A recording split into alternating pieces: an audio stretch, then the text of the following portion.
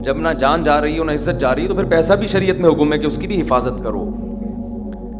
دنیا مسافر خانہ ہے. میں بار بار بیان میں کہتا ہوں, میں کیا کہتا ہوں, قرآن کہتا ہے, لیکن اس کا مطلب یہ نہیں ہے کہ اس میں چیزیں پھینکنا شروع کر دو آپ کہ یار ویسے ہی گزر جائے گی تو کوئی بات نہیں, اڑا دو, ختم کر دو, مر جائیں گے تو ویسے ہی ختم ہو جائے گا. تو مر جائیں گے تو ختم ہوگا, لیکن اس سے پہلے ختم ہو گیا تو ٹائم سے پہلے مر جائیں گے. سمجھ رہے ہیں؟ اعتدال ہے نا اسلام میں. نہ ان چیزوں سے دل لگاؤ. سورہ بنی اسرائیل کی کیسی بہترین آیت ہے. آج میں سفر سے آیا ہوں تو میری سیٹنگ بھی تھوڑی سی آؤٹ ہے کیونکہ میں سویا نہیں ہوں پوری رات. تو قرآن کے الفاظ دیکھیں, لا تجعل یدک مغلولۃ الی عنقک. نہ تو اتنے کنجوس بن جاؤ کہ اپنے ہاتھوں کو گردن سے باندھ لو, ولا تبسطها کل البسط, اور نہ اپنے دونوں ہاتھوں کو ایسے پھیلا کے اڑانا شروع کر دو. وابتغ بین ذلک سبیلا, ان دونوں کے درمیان اعتدال والا راستہ اختیار کرو. اچھا, ہر آدمی کہتا ہے میں اعتدال سے چل رہا ہوں کہ نہ میں اتنا ایسے اڑا رہا ہوں اور نہ میں کنجوس ہوں, کیونکہ میں نے اس دن میری گاڑی کا شیشہ ایک بندے نے صاف کیا تھا, میں نے اس کو 10 روپے دیے تھے, میں تو بالکل بھی کنجوس نہیں ہوں. اس دن چمونی آپا آئی تھیں ہمارے محلے میں, میری والدہ کی بڑی اچھی دوست ہیں, تو میں نے ان کو چائے پلائی تھی. میں تو ہاتھ, میں نے یہاں میری مسز نے کہا تھا کہ 2 سموسے لے آؤ, میں لے آیا تھا. اگر میں کنجوس ہوتا تو میں کہتا نہیں, نان نفقے کے علاوہ کچھ بھی گھر میں نہیں آئے گا. تو آپ میں اعتدال ہے یا نہیں, یہ فیصلہ خود نہ کرو میرے بھائی. یہ کبھی کچھ دن سخی لوگوں کے ساتھ گزارو تو آپ, ہم سب کو پتہ چلے گا کہ ہم سب کیا ہیں, کنجوس ہیں. سمجھ رہے ہو, ہم سب کنجوس ہیں. کچھ دن سخی لوگوں میں اٹھو بیٹھو. اسلام چاہتا کیا ہے؟ جو اسلام چاہتا ہے وہ تو میں پوری بات کہوں گا تو شاید جمعہ پڑھنا چھوڑ دیں آپ لوگ. اسلام کہتے ہیں مسافر خانہ سمجھو اس کو, اتنا نہ اڑاؤ کہ کل مانگنے کی ضرورت پیش آ جائے, بس اس سے کم خرچ کرو, ٹھیک ہے نا. یہ رکھنے کی چیز نہیں ہے. لیکن ہم یہ نہیں, ہم نے تو کتنے سالوں کا جمع کر کے رکھا ہوا ہے, جمع ہوتا جا رہا ہے, ہوتا جا رہا ہے, ہوتا جا رہا ہے, پلاٹ کی شکل میں, گولڈ کی شکل میں, دکانیں, پھر پراپرٹی, ہوتے ہوتے ہوتے.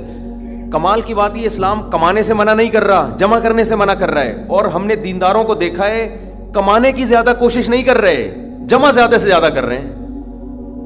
عجیب بھائی, ارننگ بڑھاؤ, اپنی ڈبل کر دو, اس میں فائدہ ہے. مسلمان پاورفل ہوگا تو اسلام ترقی کرے گا. تو کہتے ہیں نہیں یار میری آمدن مہینے کی اتنی ہے تو مجھے کیا ضرورت ہے. لیکن اس آمدن کو کیا کر رہے ہیں, جمع کر رہے ہیں. بھائی کمائی ڈبل کر دو تاکہ خرچ بھی کیا ہو جائے, خرچ اچھی جگہوں پہ شروع کر دو. اپنے لیے نہیں کماؤ, قوم کے لیے کمانا شروع کر دو نا. ڈبل کمانا شروع کر دو, 4 گنا کمانا شروع کر دو, لیکن اس کمائی کو پھر خیر کے کاموں میں خرچ کرو. نبی صلی اللہ علیہ وسلم نے فرمایا ایماندار تاجر وہ شخص جو اس لیے تجارت کرے کہ لوگوں کے سامنے ہاتھ نہ پھیلانا پڑے, ایمانداری کے ساتھ تجارت کرے. پیغمبروں کے ساتھ ہوگا قیامت کے دن. حضرت عثمان اگر تھوڑا کماتے تو 400 گھوڑے دیتے جہاد میں. بولو نا, گھوڑا لینڈ کروزر تھا اس زمانے کی, 400 V8 حضرت عثمان نے دیے ہیں. کتنا کمایا ہوگا. ہاں اتنا کمانا کہ آپ اپنے صحت کی کبھی خیال نہ کر سکیں, آپ بیوی بچوں کو بھی ٹائم نہ دے سکیں, وہ پھر کمانے میں بے اعتدالی ہے. کمانے کا ایک حد تک آپ کے ٹائم اور جسم سے تعلق ہے, اس کے بعد کھوپڑی سے تعلق ہے. کھوپڑی نہیں استعمال کر رہا, گدھا بنا ہوا ہے, محنت بہت کر رہا ہے. ہم نے ایسے کمانے والے دیکھے ہیں کہ سارا دن کمانے کی فکر میں ہوتے ہوتے بچوں کی فکر ہی نہیں ہے, بیوی کو ٹائم نہیں دے رہے, ماں باپ کو ٹائم نہیں دے رہے, اپنی صحت کو ٹائم نہیں دے رہے. تو زیادہ کمانے کا یہ مطلب ہرگز نہیں ہے. زیادہ کمانے کا مطلب یہ ہے کہ کمانے میں ٹائم تو آپ نے اتنا ہی دینا ہے جتنا آپ کی صحت اجازت دیتی ہے. نماز کا ٹائم نکلے, تہجد کا ٹائم نکل جائے, تسبیحات تلاوت کا ٹائم نکلے اس میں آپ کے لیے, کچھ اللہ کا ٹائم بھی نکلے, کچھ دین کی تبلیغ کا ٹائم بھی نکلے, کچھ پڑھائی کا ٹائم بھی نکلے. ویڈیو نہیں بنائے بھائی, یہاں لکھا ہوا ہے نا, کچھ پڑھائی کا ٹائم بھی نکلے. یہ تمام چیزوں کا ٹائم نکلنے کے ساتھ ساتھ پھر کمانے کو ٹائم دینا ہے. اس میں پھر جب اتنا ٹائم دے کے پھر پلاننگ کر کے اس کو بڑھانے کی کوشش کرنی ہے, یعنی ارننگ کو بڑھانے کی کوشش کرنا ہے. یہ نہیں کہ آپ نے ٹائم زیادہ دینا شروع کر دیا. اس میں ٹائم زیادہ دینے سے تو آپ کی صحت کو نقصان ہوگا نا. ارے 5 نمازیں تو پڑھنی پڑیں گی نا ٹائم پہ. پھر تلاوت روزانہ کرنی ہے کہ نہیں کرنی ہے, صبح شام کی تسبیحات ہیں وہ بھی کرنی ہے, تہجد کی بھی کوشش کرنی ہے, باپ کو بھی ٹائم دینا ہے, اماں کو بھی, بیوی بچوں کو بھی, پھر باقی پھر اپنی ایکسرسائز وغیرہ صحت کو بھی, پھر باقی ٹائم کس کو دینا ہے, وہ پیسہ کمانے کو دینا ہے. پھر اس پیسہ کمانے کے کو جتنا ٹائم آپ نے دے دیا تو اس میں آپ کہہ سکتے ہیں کہ پھر ہم اس کو بڑھائیں کیسے, ہم تو 8 گھنٹے کمانے کو دے رہے ہیں, اب اس میں کیسے بڑھائیں ہم. تو بھائی کھوپڑی استعمال کر کے کیا کریں, اس کو بڑھائیں. کھوپڑی سے چیزیں بڑھ جاتی ہیں, کھوپڑی تو استعمال مسلمان کر ہی نہیں رہا ہے نا. اب یہ کہ کیسے کھوپڑی استعمال کریں, تو آپ خود استعمال کرو کہ یار میں یہ کام کر رہا ہوں تو میں اگر یوں کر لوں تو یہ ایسے بھی ہو سکتا ہے, یہ بیٹھیں گے تو سمجھ میں آئے گا انشاءاللہ آپ کے خود. لیکن بیٹھتے ہی نہیں ہیں, سوچتے ہی نہیں ہیں, جو جہاں کھڑا ہے وہیں کا وہیں رہے گا وہ. خیر, تو میں کیا عرض کر رہا تھا, وہ تو بات ختم ہو گیا, آپ لیٹ آئے ہیں نا, اصل بات کچھ اور شروع ہوئی. اچھا خیر, جلدی سے بات کو میں لے کے آتا ہوں. تو اعتدال جو ہے نا, سخاوت, سخی لوگوں میں آپ اٹھیں گے بیٹھیں گے تو پتہ چلے گا کہ اعتدال کسے کہتے ہیں. عربوں میں بڑی سخاوت ہے, ہم نے علماء میں بڑی سخاوت دیکھی ہے. تو سخاوت کا مطلب یہ ہے کہ آپ اتنا خرچ نہ کریں کہ کل آپ کو مانگنا پڑ جائے. اس کا علماء نے ایک معیار بیان کیا ہے, وہ خوب اچھی طرح سمجھ لیں, بڑا زبردست معیار ہے کہ اپنے اور اپنے بیوی بچوں کے لیے 1 سال کا ذخیرہ کر لیں پیسوں کا, چاہے وہ گولڈ کی شکل میں ہو یا کرنسی کی شکل, بہتر ہے گولڈ کی شکل میں ہو. آج اگر آپ جاب لیس ہوتے ہیں تو 1 سال تک اگر آپ کو جاب نہ بھی ملے تو آپ نے جو پیسہ اسٹور کیا ہوا ہے اس سے اسی معیار کی زندگی اپنے گھر والوں کو دے سکتے ہیں جو اب تک دیتے آئے ہیں. اور یہ 1 سال آپ کے پاس جاب تلاش کرنے کا یا کاروبار دوبارہ سے اٹھانے کا آپ کے پاس موقع ہے.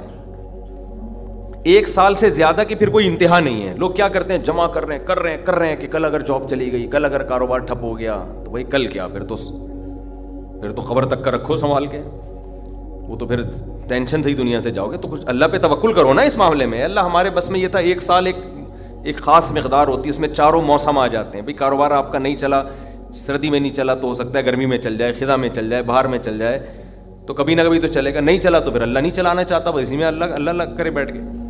جو آدمی اللہ پہ اعتماد توکل نہیں کرتا وہ تو کبھی زندگی میں سکون میں آ ہی نہیں سکتا ہے. تو 1 سال کا اسٹور کر لیں آپ. اور بہت اللہ نے پیسہ دیا ہے تو بچوں کے لیے ایک پراپرٹی لے کے ڈال دی, پلاٹ 2-4 لے کے ڈال دیے.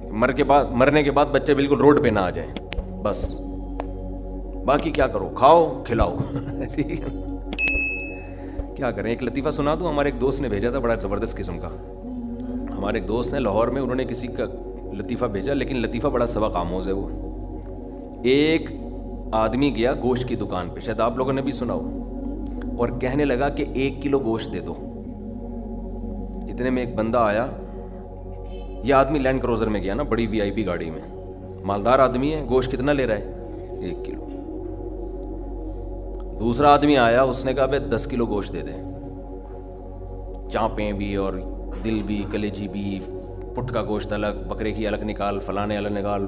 بڑے بھائی وہ کسائی اس کو چھوڑ کر اس کے پیچھے لگ گیا نا, اس کو پہلے گوشت بنا کے دیا. یہ جو 1 کلو والا تھا نا, 1 کلو والا, اس کو غصہ آیا کہ یار اس کو تو 10 کلو دے رہا ہے کم بخت, 10 کلو والے کو پہلے دے رہا ہے. اس نے کہا بھائی اس کا آرڈر بڑا ہے, وہ پرانا کسٹمر ہے ہمارا. اس نے کہا یار اس کے پاس اتنا پیسہ کہاں سے آیا کہ اتنا ویسے گوشت لے کے جا رہا ہے. اس نے کہا بات یہ ہے کہ اس کی 4 بیویاں ہیں. اس کی کتنی بیویاں ہیں, 4 بیوی, 4 بیوہ ہیں. اور یہ 4 بیویاں کسی مالدار آدمی کی بیویاں تھیں جو ان کے لیے بہت پیسہ چھوڑ کے گئے اپنی بیویوں کے لیے. اس مالدار نے کھایا کم اور بچایا بولو زیادہ. اب بچانے میں زندگی گزر گئی اس کی, تو ظاہر ہے کھانا نصیب نہیں ہوا, مر گیا. وہ مر گیا جب میں نے اس اسٹائل سے کہا نا, تو مجھے وہی یاد آ گیا لڈن جعفری, اللہ مر گئے پھر دوبارہ زندہ ہو گیا. کچھ اسٹائل اچھا تھا. تو بچایا نہیں, اور بچا کے مر گیا. اب ظاہر ہے بیوی جو تھی ان کو پیسہ مل گیا ٹھیک ٹھاک. اب ان کے پاس پیسہ ہے, بندہ مارکیٹ سے شارٹ ہے. عورت کو ظاہر ہے پیسے کے ساتھ شوہر بھی تو چاہیے نا, اس میں بھی ڈیزائرز ہیں, اس کو بھی ضرورت ہے میاں کی.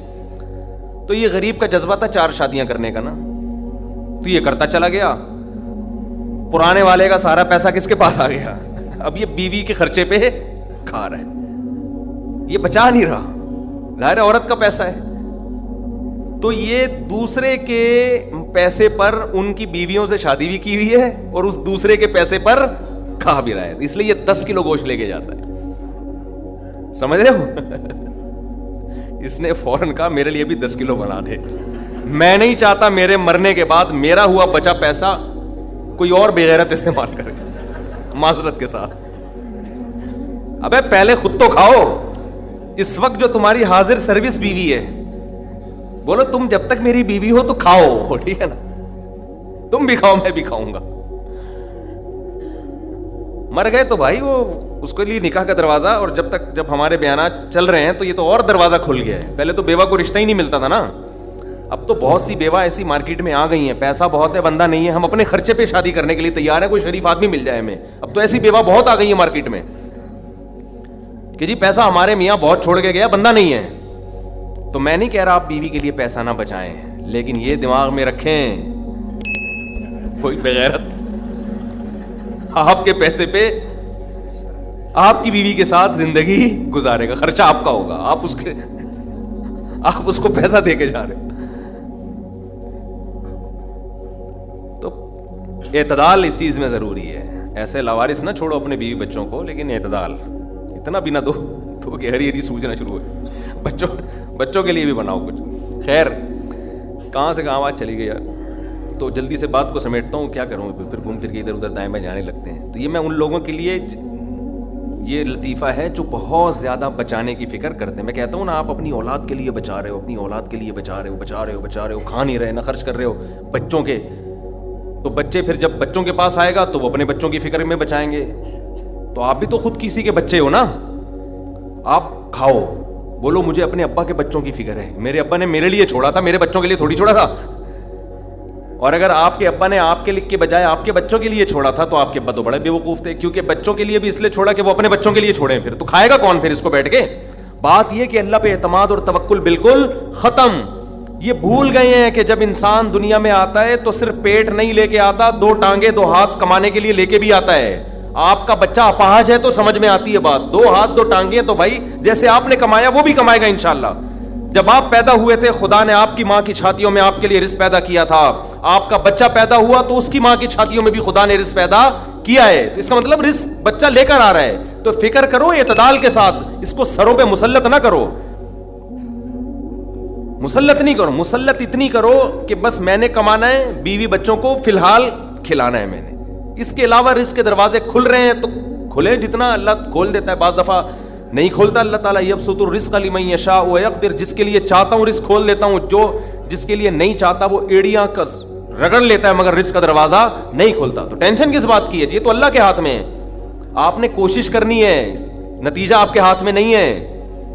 اللہ غریب رکھے تو بھی خوش، انجوائے کرو یار، جس نے مجھے کھلا دیا تو بس میری ضرورت بھی 2 پراٹھے ہیں تو میرے بچوں کی بھی یہی ضرورت ہے، اللہ ان کو بھی کھلا دے گا۔ اللہ میں لاہور سے آیا ہوں، پراٹھا آتے ہی پراٹھا کھایا ہوٹل پہ جا کے، اتنا مزہ آیا کہ سبحان اللہ، نہیں ملتے پنجاب میں یہ والے پراٹھے، یہ چیز نہیں ہے پنجاب میں، پنجاب میں لسی ہے، پائے ہیں ہوں گے بھائی، یہ چیز نہیں ہے بھائی۔ رفیع بھائی بہت دیکھ لیا، مایوس ہوتا ہے نا انسان جا کے، وہ ناشتے کا وہ لک ہی نہیں آ رہا ہوتا۔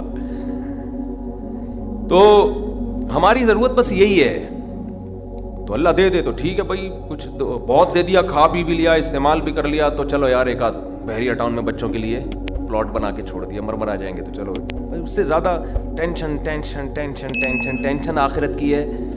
ہمارے ایک دوست نے پراپرٹی لی، اس کے ساتھ ہی قبرستان بھی ہے، تو بار بار وہاں کھڑے ہو کے بول رہے ہیں کہ یار دیکھو، میں ان سے کہہ رہا تھا، ان کو ڈرا رہا تھا، میں نے کہا آپ اپنا پلاٹ دیکھ دیکھ کے خوش ہوتے رہتے ہو، اصل پلاٹ تو یہ ہے، یہاں ہے، تھوڑے دنوں میں کدھر آنا ہے، ادھر آنا ہے۔ میں نے کہا یہاں آپ جو پلاٹ لیا اس پہ مکان بناؤ گے 10 15 20 سال کی کہانی ہے آپ کی، اس سے زیادہ کی مجھے سفید بال دیکھ کے لگ رہا ہے کہ ہوگی نہیں، اور یہاں 20,000 25,000 30,000 پتہ نہیں کتنا رہنا پڑے۔ تو جب اپنی پراپرٹی کو دیکھنے جاؤ، ساتھ میں یہ قبرستان پہ تھوڑی دیر کھڑے ہو کر دیکھ لیا کرو کہ یار آنا کہاں ہے، ادھر ہی، تو اتنا زیادہ خوش ہونے کی بالکل بھی ضرورت نہیں ہے۔